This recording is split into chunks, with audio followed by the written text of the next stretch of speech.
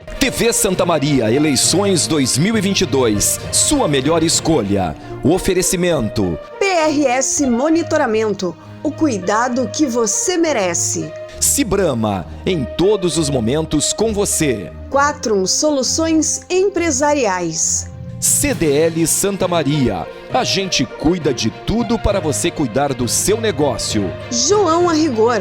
Você bonito na festa. Norberto da Cas Lounge. Novo espaço para eventos. J Collect. Inventários em estoque. Pampeiro Volkswagen. Há 62 anos fazendo de cada cliente um amigo. Rede Super, a rede da sacola amarela. Multirural Agrocerealista Ferigolo. Benefícios em todos os campos. TV Santa Maria, eleições 2022. Bom, nós vamos seguindo então aqui com a nossa programação especial, com esse programa especial Eleições 2022, aqui pela TV Santa Maria, canal 19, também pelas nossas redes sociais. Lembrando que você pode ficar conosco aí, até ainda um bom tempo, né? Até às 17 horas, 17 encerra a votação e aí depois nós seguimos já com a apuração dos votos deste domingo, dia 2 de outubro, dia de votação. Vamos agora para mais um debate. Nós já estamos com as nossas convidadas. Teremos agora o tema Segmentos do Empreendedorismo. A mediação é do nosso colega jornalista Guilherme Bica. Estão com o Guilherme a empresária Lisandréia Comis, também a empresária Elizabeth Flores e ainda a afroempreendedora Débora Evangelista, nossa colega que já esteve aqui mediando, né, um dos debates na parte da manhã. Muito boa tarde, Guilherme, tudo contigo e suas convidadas. Boa tarde a todos que estão em casa, muito obrigado pela presença de vocês. Queria só aproveitar que a nossa equipe de bancada estava fazendo um levantamento do que aconteceu na cidade. A gente teve falta de mesário.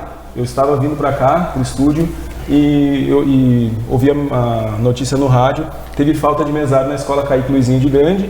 E aí a Justiça Eleitoral disse que enviaria novos mesários, mas isso não aconteceu até agora, então a presidente da sessão lá está um pouco apreensiva. E aí eu queria até pedir para o pessoal que estiver em casa, quem for ligado, né, ao direito, digamos assim, que pudesse nos esclarecer aí pelas redes sociais. Porque tem aquela máxima, né, não vai muito cedo, porque senão se faltar mesário, te pegam para mesário. E ali no Caíque Luizinho de Grande, cerca de 100 pessoas já votaram, mas ninguém foi colocado como mesário, digamos, compulsoriamente, e os presidentes da sessão tiveram que fazer digamos, uma divisão entre mesários lá.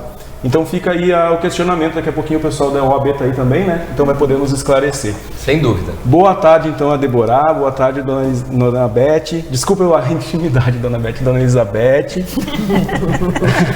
Boa tarde Lisandré. Eu vou começar direto perguntando para a Débora, vamos por ordem alfabética, eu sempre priorizo as mulheres quando estão no debate, mas hoje são 3 aqui, viu, seu? Então eu tenho que usar outro critério, vai ser a ordem alfabética. Débora, o que é uma afroempreendedora?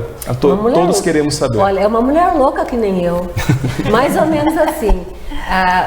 Da onde que vem, né, o afroempreendedorismo? Ele pode ter duas vertentes, né? Então, uma boa tarde a todos e a todas que nos acompanham, que estão aí na nossa rádio, na nossa TV Santa Maria, e num dia que é muito especial. E eu acho que a ligação do afroempreendedorismo tem a ver também com esse dia de eleição. Um dia em que a gente pode pensar o futuro da nossa nação. E o afroempreendedorismo pode ser visto sob 2 vertentes. Primeiro, que é o mais simples, que é todo o empreendimento, todo o ato de empreender realizado por um homem ou por uma mulher negra. Então, por isso que tem o afro, seria o afroempreendedorismo. Ou então, ir um pouquinho mais além, quando a Débora, que é uma mulher negra, pega da sua cultura, da sua essência, alguma coisa e transforma em produto. E faz com que esse produto chegue no mercado. Então, um exemplo, a Débora pode vender acarajé. O acarajé tem tudo a ver com a afroidentidade da Débora. É uma comida que está alicerçada na culinária africana. Então, ao oferecer esse acarajé para a comunidade, eu estou fazendo um afroempreendedorismo. Pegando lá das minhas raízes, atualizando, claro, gourmetizando, colocando nas redes sociais, usando marketing, usando tudo que o empreender exige, tudo que é gestão, tudo que é produção, para que esse produto chegue a bom termo no mercado. Mas a essência dele está lá na minha afroidentidade, está lá na minha ancestralidade. Então, muito mais do que fomentar, digamos, o empreendedorismo entre os afrodescendentes, entre os homens e as mulheres negras, tu ainda presta uma consultoria, digamos assim, para que eles se valham dessa cultura para empreender. Exatamente. Então, o que nós temos? Nós temos um processo, a gente organizou um processo de afrocoaching, que a gente chama. O que é o afrocoaching? É um processo de desenvolvimento pessoal e profissional para mulheres negras. Então, nós aqui em Santa Maria é uma realidade muito nossa. As meninas entram na universidade e sai de lá uma design gráfico. Essa mulher negra que é design, ela vai encontrar no mercado de trabalho dificuldades normais de qualquer pessoa no início de carreira. A normalidade para ela, que é uma mulher negra, vai fazer com que haja uma dificuldade maior de inserção no mercado de trabalho. Ela não conhece muitas pessoas dentro desse segmento que possam ajudá-la, que possam indicá-las. Ela vai ter uma dificuldade maior de inserção. E isso depende muito também do olhar dela sobre o mundo. Então o afrocoaching vem e auxilia ela nesse processo. Como eu estou dentro dessas minhas realidades? Eu coordeno e determino a minha vida, tenho os meus sonhos, faço as minhas metas, meus objetivos e vou atrás disso. E aí lanço estratégias que são estratégias eficientes para alcançar os meus objetivos, ou eu fico paradinha, sentada, esperando que algo aconteça para que a minha vida dê certo. Então o afrocoaching traz esse empoderamento da mulher. Olha, é nós, por nós mesmos. Agora, quais são as estratégias que tu vai fazer para vencer a dificuldade, a inserção no mercado de trabalho, para vencer o racismo, a discriminação, a violência de gênero. Então são todos, um empoderamento da mulher para que ela possa passar os limites que usualmente a sociedade apresenta. Muito bem. Dona Beth, a senhora é proprietária de uma das lojas mais tradicionais da cidade, né? Que é a Cibrama. Como é que a senhora está vendo hoje o mercado? A Deborah acabou de trazer uma coisa nova, absolutamente nova. E a senhora de um segmento extremamente tradicional, que é o segmento de confecção, numa loja extremamente tradicional, 40 anos já, né, Dona Beth? 66. 66, perdão, meu Deus. 66 anos. 66 anos. É bem interessante, eu até te respondi um pouco, porque eu estava muito concentrada no que ela estava ouvindo, no que eu estava ouvindo dela, porque são coisas novas, né, para mim, são coisas novas. A gente não vê assim, né, que existe uma segregação tão grande, né, então é bonito o teu trabalho, Deborah, é uma coisa assim que tu... penso, como, por exemplo, os italianos abrirem uma loja de massas e de pizza, né? De uma certa forma me lembrou isso, né? É a cultura da própria raça, né? É como essas culturas árabes abrir É verdade. É mais ou menos no mesmo tipo, no mesmo segmento, assim, que eu pensei, né? Então é uma coisa bem bonita isso que você está falando.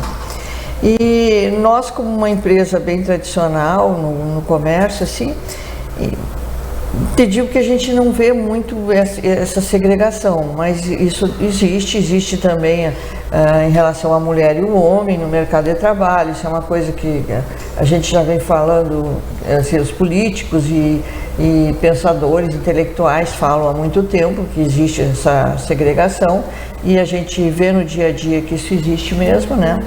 Graças a Deus hoje estamos 3 mulheres aqui, né, mostrando que já passamos uma certa barreira, né, então é bem interessante.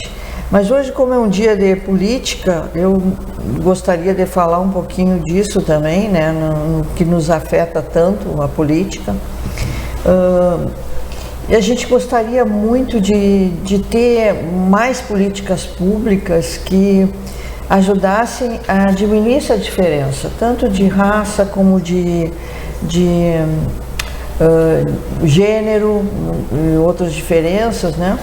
porque todos somos iguais, né? Nós somos seres humanos, né? Acima de tudo, não temos cor, não temos diferença de cor, não deveria ter, né? Nós somos seres humanos e todos deveríamos ter as mesmas oportunidades. E é aí que nós não temos, né? As políticas públicas que eu me refiro é ter boas escolas para todos, e que nós não temos. Que outro dia eu participei de um painel aqui que a gente estava falando sobre isso. É a promessa de todos os políticos. Hoje é dia de eleição, né? Então todos os políticos dizem que vão cuidar muito bem da saúde, da educação, de várias coisas, né? E depois, quando eles são eleitos, eles esquecem de tudo e só pensam na próxima eleição. Isso é uma realidade que a gente vive. Eu não vou dizer que todo político é igual, mas é a maioria. Então, a gente tem escolas nas periferias, onde reside bastante pessoas que são negras, correto? Que não tem a mínima infraestrutura. Tem colégios aqui no centro, como o Bilac, que está completamente detonado, sem a mínima reforma, e é um colégio estadual, e não tem dinheiro para reformá-lo. Então é muito difícil a gente acreditar nessas promessas de vou cuidar da saúde, vou cuidar da educação, e aí que acontece essa segregação que você está falando aqui, Débora, hoje. Né? Então, em princípio é isso. A senhora, um comentário antes de passar para a Lisandréia. A senhora falou que os políticos, eles prometem, né, resolver problemas da saúde, da educação, da segurança, e depois que eles estão eleitos, eles esquecem de tudo e só pensam na próxima eleição. A senhora é contra a reeleição? Olha, eu não sei se o ponto é bem aí, sabe? Essa discussão aí está sempre na pauta e depois nunca acontece, né? Eu não sei se é isso aí que mais me interessa, sabe? O que mais me interessaria é a gente cobrar mais os políticos e não haver isso, entendeu? Esse sistema, a gente tem que mudar todo o sistema. Eu acho que todo o sistema está errado. Esse sistema, quando o político já entra pensando na próxima eleição, é por quê? Porque o sistema é assim. O sistema está errado. Adianta acabar com a reeleição, ele não vai ter lá dentro já o próximo para colocar e o próximo fazer igualzinho a ele. É difícil, viu? Eu acho que a gente tem que mudar o sistema político como um todo, assim, os partidos. Quantos partidos a gente tem? Isso não é possível. Isso não é possível. Aí se coligam todos e se juntam todos no dia seguinte, depois da eleição. É muito difícil, está tudo muito errado, não pode ser assim. Eu já fui a favor assim, de voto distrital, por exemplo. E não vou dizer que não seja a favor, né? Que você tem um representante da tua região, do teu distrito, né? Seja lá como for dividido o estado, sei lá. E aí você pode cobrar melhor do teu representante. Mas hoje eu fico pensando, será que é isso que importa? Ele ir lá, pegar um dinheiro para trazer para a minha região, e isso é uma compra de votos, correto? Sim, a gente vê isso acontecer muito nos Estados Unidos. E lá ele não vai ficar devendo nada para o governador, para o presidente, ele não vai ficar devendo um voto. Então, eu não sei se isso é a melhor saída, entendeu? Não sei se isso é a melhor saída. Eu acho que tinha que ter menos partidos, com uma ideologia mais firme em cada um. Quais são as ideologias dos partidos? Quem é que sabe dizer? Exatamente. Inclusive, né, Lisandréia, a gente tem muitos casos de partidos que fazem coligação a nível nacional, mas aí em determinados estados eles não estão juntos, estão ao contrário, estão concorrendo entre si, mas e aí a legenda está unida no nacional, mas no estado não está, e aí em outro estado está junto e no outro está separado. Então, aí bem se vê o que a dona Beth falou, que em alguns casos a ideologia não é a principal, não é o principal norteador desses partidos, né? Como que tu tá vendo, Lisandréia, esse cenário político que a gente tem hoje? E aí fica à vontade para abordar tanto o estadual quanto o federal, o que tu acha mais propício. Está colocando a gente em umas questões assim, né, delicadas. Eu cresci Sou filha de empreendedores. Eu sempre cresci nesse meio, né? Minha história, minha vida, eu falo sempre que eu cresci no meio das saias de armação, porque a minha mãe, desde que eu tinha 1 ano e meio, aluga vestido de noiva, então... e eu cresci ouvindo dos meus pais, acho que é alguma coisa que muitos da nossa geração ouviram. Não se envolva com política, porque ninguém te dá nada. Se tu não trabalhar, ninguém vai te dar nada. Ponto. O que eu vi agora na pandemia? O que eu senti na pele e doeu? Porque eu trabalho no setor de eventos. Eu trabalho com locação de moda masculina para eventos, basicamente. A gente vende também, mas enfim, o forte foi isso. Ainda que eu quisesse trabalhar, eu não podia. Então, quanto é importante eu me preocupar com política? Com quem estará lá me representando?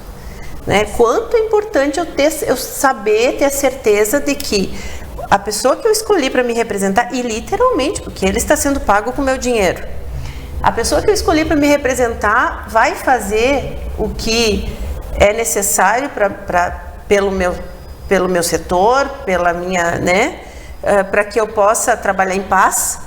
E o que a gente vê, assim, não vou falar a palavra que eu pensei, mas que é feio na TV, né? Mas, enfim, é isso. Hoje tu vota em um candidato que tu acredita no partido, enfim, que vai trabalhar por aqui, e daqui a pouco ele se coliga com alguém que está trabalhando por lá. E aí tu diz, gente, e agora? Né? Então, como escolhi os meus candidatos para votar hoje? Pelo perfil deles, pelo perfil do partido no qual ele está inserido, porque sim, o partido manda e eles vão. E, ok, ele vai seguir por esse caminho, até aqui está seguindo. É coerente? É coerente. O partido está sendo coerente? Está sendo coerente. Eu acho que a gente precisa agir, entender e sim se preocupar com as pessoas com as quais, né, as pessoas para as quais nós estamos votando, para que nos representem e que façam alguma coisa por nós. Nós sofremos muito na pandemia, nosso setor foi muito diretamente atingido. Eu fui uma pessoa que cobrei muito do vereador. Eu tinha votado, né? Durante a pandemia teve eleição. E eu votei num vereador específico e eu fui atrás dele e cobrei, escuta aqui, eu votei em ti. Eu quero respostas. E esse vereador foi atrás das respostas. Foi muito interessante, entrou com um projeto de lei legal, conseguiu coisas pra gente. Enfim, votar conscientemente, com consciência e cobrar. Né? Porque eles estão lá para nos representar. Mas que não é fácil, não é fácil. A Dona Beth falou, seria necessária uma mudança radical. E eu penso que pessoas de bem, empresários, precisam se inserir na política. Urgente, e estão se inserindo, né? Não só políticos de carreira, gente, pelo amor de Deus. Já chega, né? A gente precisa mudar essa cultura. É algo que a gente ouve com frequência, né? Principalmente entre os empreendedores, que os empreendedores precisam entrar mais na política, que os empreendedores que, né, tanto fazem para tocar suas empresas e que lá eles têm, digamos, gestões mais econômicas, né? Porque o dinheiro eles têm sabem da dificuldade para fazer o dinheiro entrar, que eles teriam, digamos, uma visão um pouco mais ampla e mais moderna para tocar o Estado. Tem também, por outro lado, políticos que acham que, inclusive a Dona Beth citou bem, que o sistema está todo errado. Coloca o empreendedor lá, o empreendedor não vai conseguir fazer nada porque as regras do jogo seriam outras, né? Então, o que vocês pensam disso? Nós já temos aí alguns empresários que entraram para a política e que largaram, ou abandonaram, ou desistiram, ou não tiveram tanto sucesso assim, ou depois que entraram se tornaram mais políticos do que eram antes de entrar. O que vocês pensam disso? Vou devolver lá para Deborah agora, então, para ela estar quietinha. Eu comungo dessa esperança, porque eu entendo como uma esperança da Dona Beth, quando ela diz, né, a gente teria que mudar a forma de representação política. Não uma forma de representação, mas o sistema. E aí eu acho que uma das coisas que são fundamentais também e que a companheira colocou ali, a Alice falou, é essa representatividade, sabe? Nós precisamos ter representatividade, nós precisamos que dentro do meio político tenha, sim, políticos que sejam empresários, que possam estar lá e realmente saber quais são as dores desse empresário, quais são as dificuldades do empreender no Brasil. E aí nós temos uma carga tributária e eu não se deve dizer datas, mas lá no ano 2000 eu comecei a lecionar, comecei a dar aula.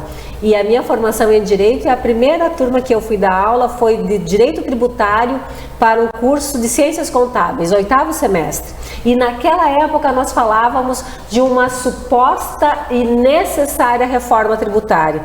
E isso até hoje mudou tanta coisa, foi político e voltou político, e nós continuamos com um sistema tributário que acaba com o empreendedor, que acaba com as empresas. E isso é aonde nós temos a geração de emprego e renda. Então, a gente pensar que o sistema produtivo ele é dissociado do sistema social é um ledo engano.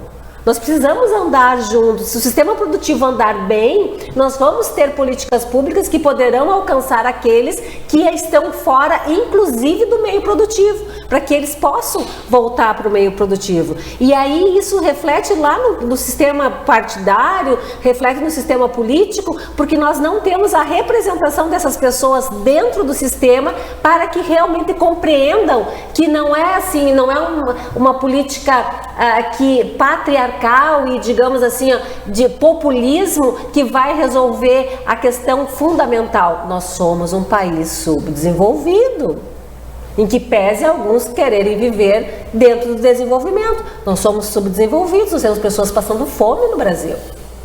Como nós vamos resolver isso se no nosso sistema de poder maior, que é o político, essas pessoas não estão representadas nem do sistema produtivo e nem da miserabilidade? Então, aí sim a gente vê, e é muito interessante o que a dona Beth fala. Bom, nós precisamos olhar, essas pessoas elas estão a serviço de quem e do que, afinal de contas? Porque o reflexo ou o resultado do trabalho delas, a gente está vendo aí, na carga tributária, na exclusão social, nas dificuldades que a gente tem no nosso dia a dia. Pois é, por exemplo, vai lá e arruma uma verba, um deputado vai lá, federal ou estadual, arruma uma verba, traz aqui para arrumar uma estradinha ali. Na próxima votação, ele vota com o governador ou com o presidente para aumentar o imposto. Aí você está pagando por essa estradinha um horror. Uhum. Quem mais está pagando o imposto? Os pobres. Verdade. Porque está em todos os produtos que tu tem que comprar para o dia a dia, para te comer. Quem não pode nem viajar, mas tem que comer.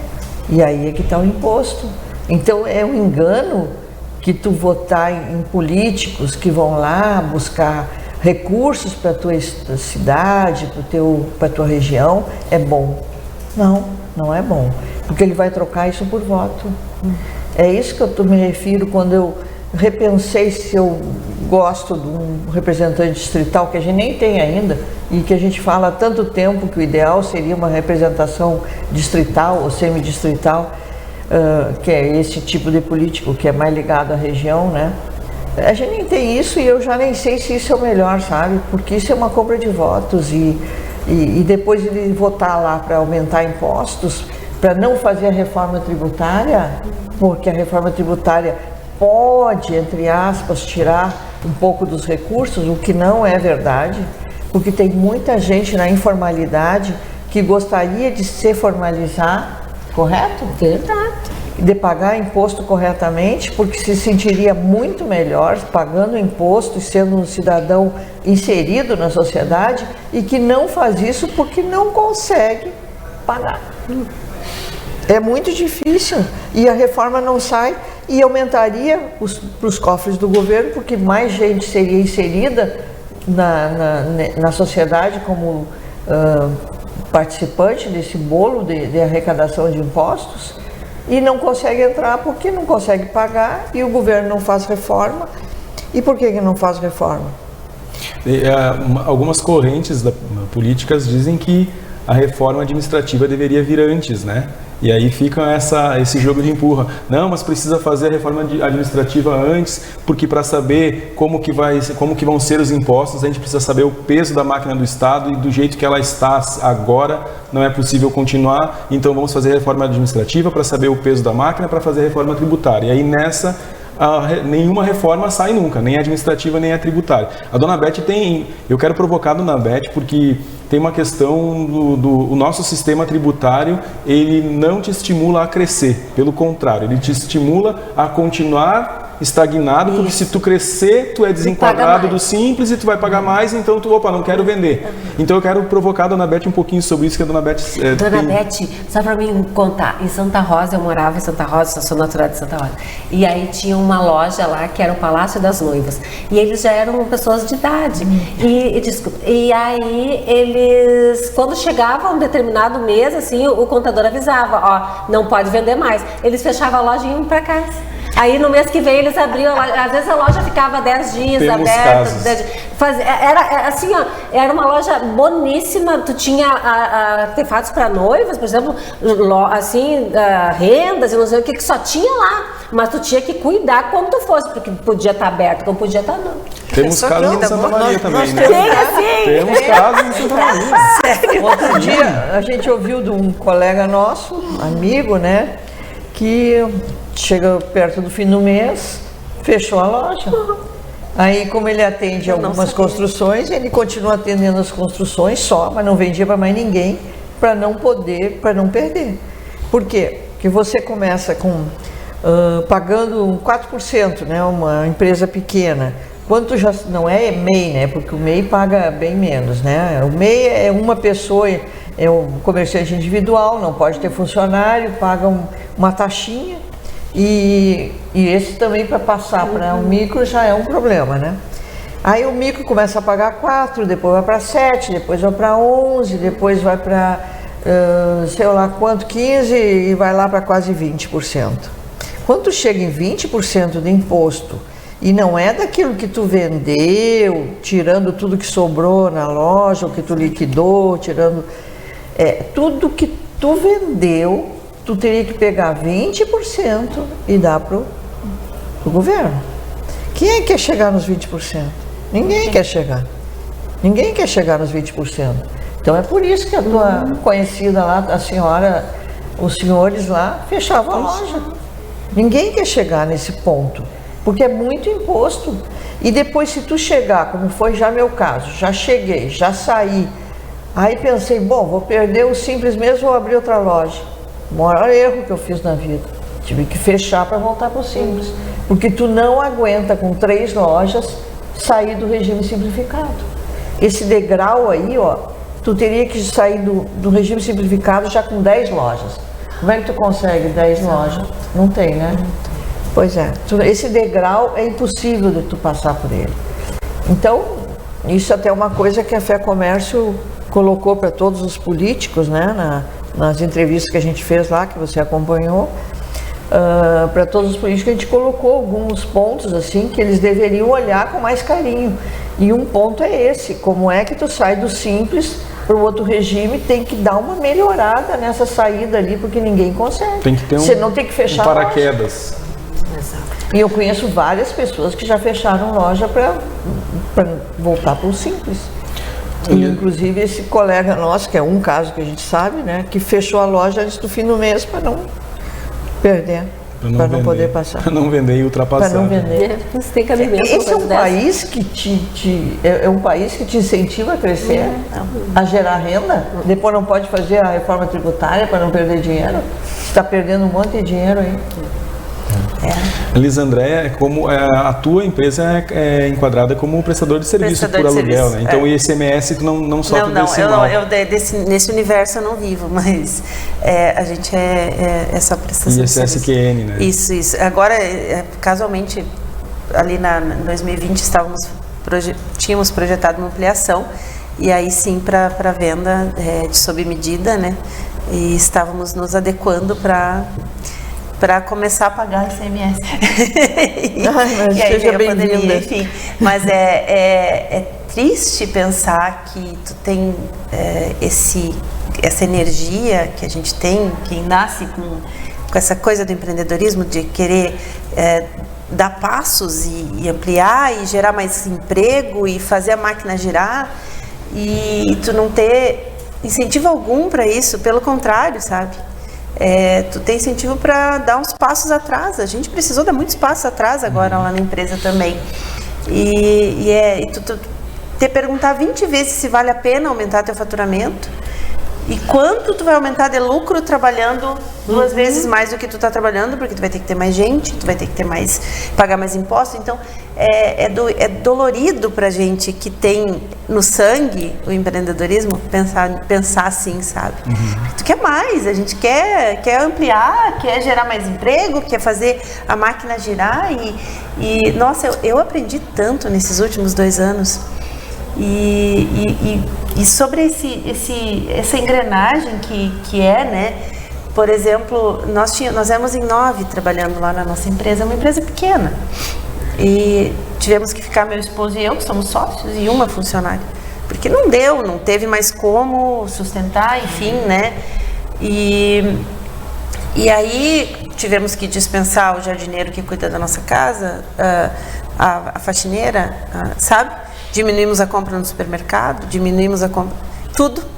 E aí quando começam as coisas a voltar, hoje a gente já trabalha mais, a gente já não tem mais tempo, a gente já precisa ter uma pessoa para ajudar em casa, a gente já precisa ter o jardineiro para cortar grama, porque a gente não tem mais tempo para cortar grama, a gente já precisa ter mais uma funcionária, e aí essa pessoa já vai ter outra pessoa para cuidar do filho dela, e o quanto essa engrenagem precisa estar assim, funcionando para que nas pequenas coisas a economia gire, né? Quanto nós dependemos uns dos outros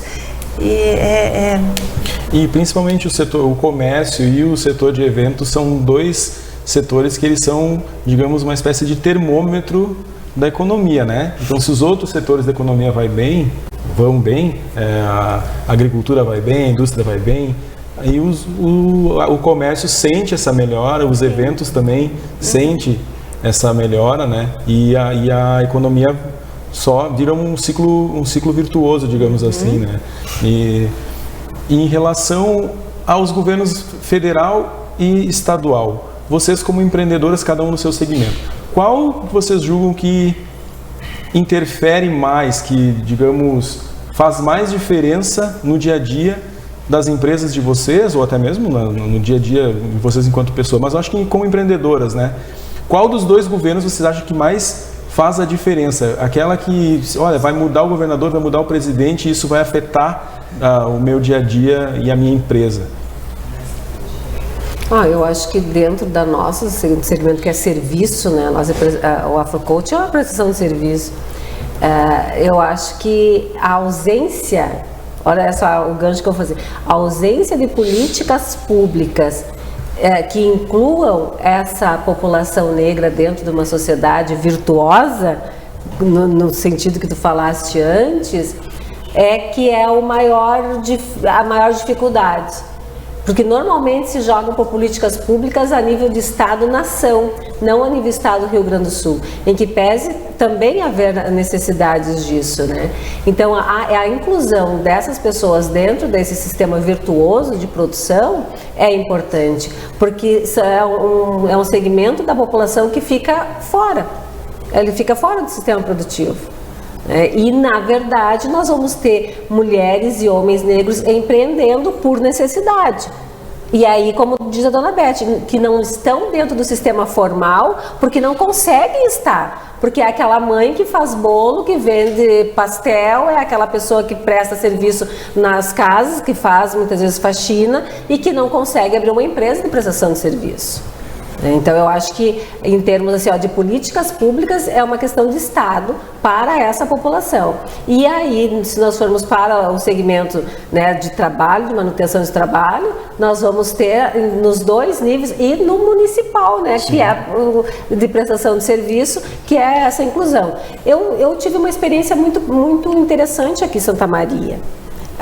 Eu precisei encaminhar uma documentação, alvará na prefeitura, e me surpreendeu, Eu realmente consegui fazer isso rápido, sabe? Mandei os documentos, foi, bateu, avaliou, não sei o que, tava lá o documento, o alvará. Ou até que é um sistema que realmente estava se precisando ser mais célere, eu tive uma experiência bem positiva nesse sentido. Isso foi por favor. Não, foi uma luta de vários governos, né? Eu ia dizer, os empresários lutaram muito para isso conseguir que isso fosse implementado. Meu Deus, não sei quanto tempo levou isso. Agora eu não me lembro se é o pó patê, o pó o quê. Eu sei que eu consegui assim, ó. Entrei com a documentação num dia, de manhã, de tarde, entraram em contato comigo, era isso, tinha que mandar por e-mail. No outro dia eu estava com o documento na mão. Viu? Mas uma faceira era eu. Achei que eu não ia conseguir. Isso levou anos até chegar nesse ponto. Chegamos que a pessoa comemora uma coisa dessa. Deveria ser o básico, né? O mínimo. Poder trabalhar. Posso trabalhar, né? Posso trabalhar. É incrível isso. Como tudo está tão distorcido, né? Concordo comigo, é impressionante. Não, eu pensei assim, eu não vou conseguir. Eu disse, não, eu tinha um prazo para cumprir, eu não vou conseguir. Mas enfim, por desencargo de consciência, eu vou na prefeitura ver. Deu certo. Parabéns. Desculpa, dona Beth. Não, pode falar. Não, eu ia falar em relação ao nosso setor, né? Eu vejo como um todo, porque tu comentou, quando a agricultura vai bem, quando o pai da debutante colhe bem, ele faz uma festa enorme para ela, né? A gente gosta muito de ano bom de agricultura aqui lá na loja, porque é um ano que representa muitas festas, muitos casamentos, né? O pessoal colhe bem, né? Tá bom, de vender a soja tá boa lá. Faz um casamento, casa, né? Enfim.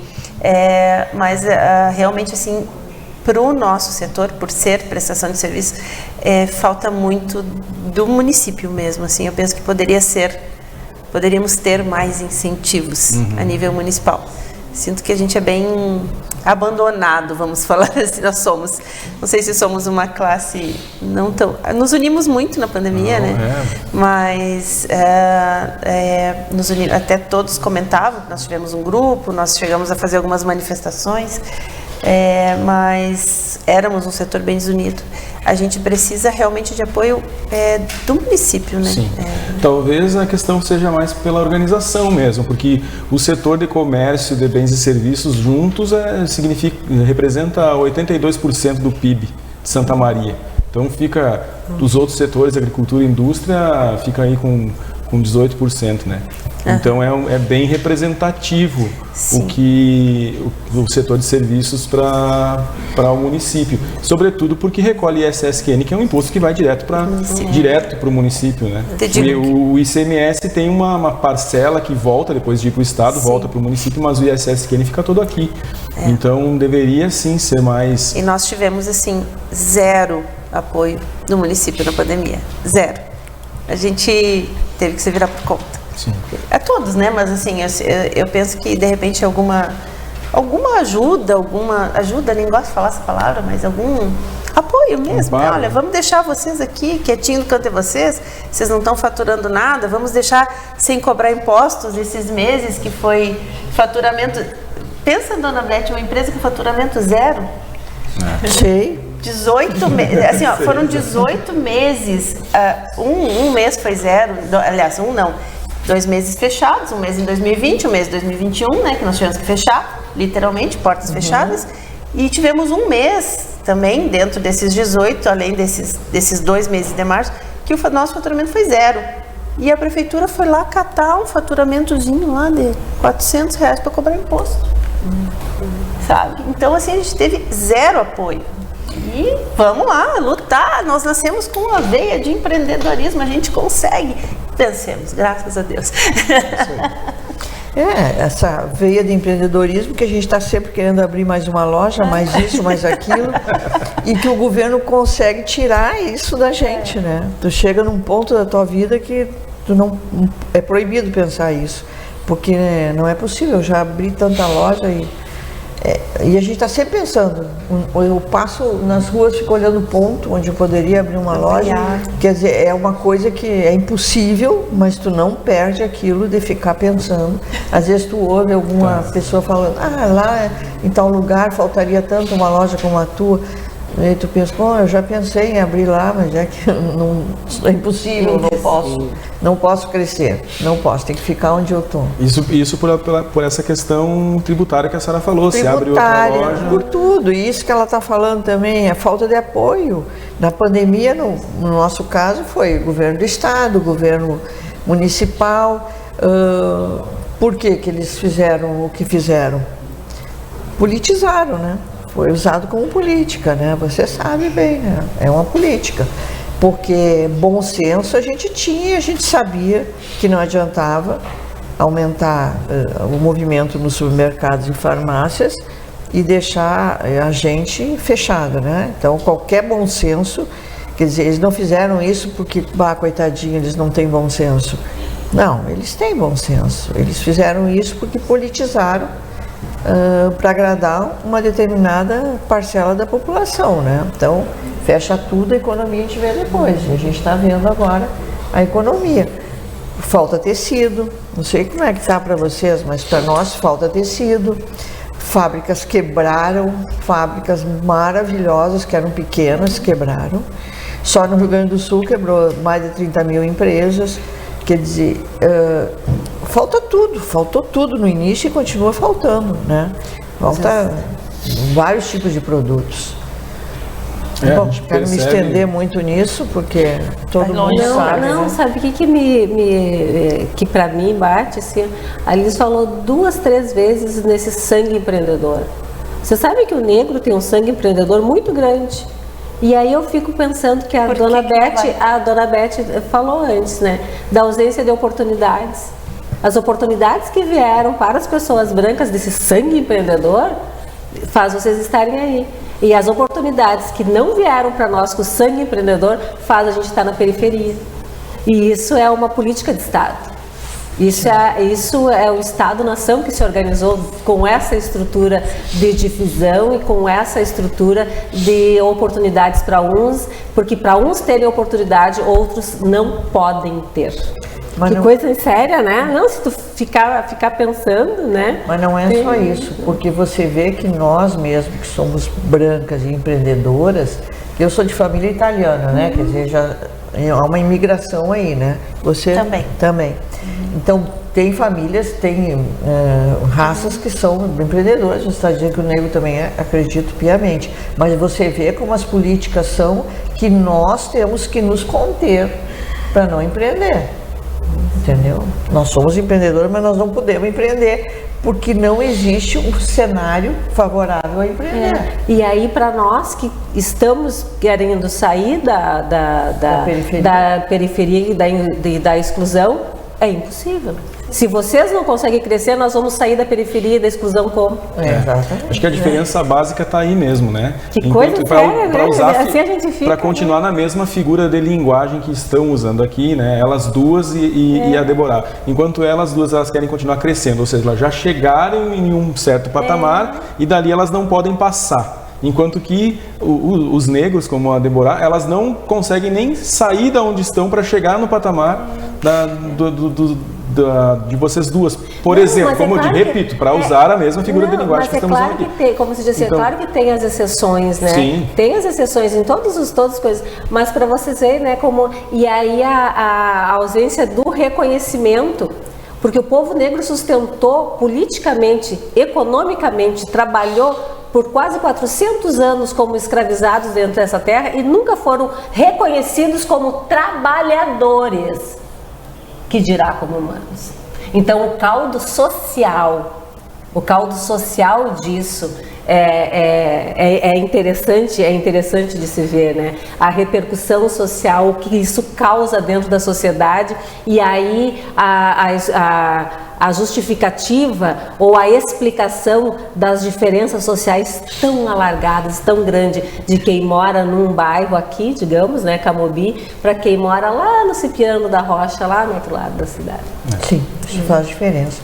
Mas você também concorda que a educação, se tivesse uma educação de boa qualidade para todos, com certeza seria minimizado. Um incentivo. Seria. E se a gente pudesse empreender um cenário mais agradável, criaríamos mais oportunidades mas aí é que para vem, outras pessoas também crescerem. Aí que vem a noção do país subdesenvolvido. Sim. O país subdesenvolvido é essa realidade. Meninas, se me permitem chamá-las assim, e vamos encerrar. A gente tinha um período, né, para as considerações finais, mas a conversa estava tão boa e tão agradável, vocês estavam fluindo tão bem. No final, a gente fica, eu não vou interromper a linha de raciocínio para pedir para elas fazerem considerações finais, então eu vou deixá-las terminarem. E vamos nos despedindo, então eu queria agradecer a presença de vocês três, foi ótimo, o tempo passou voando e quando passa voando é porque a conversa tá boa, então eu queria agradecer a presença de vocês aqui na TV Santa Maria. Gente, que Obrigada. Certo.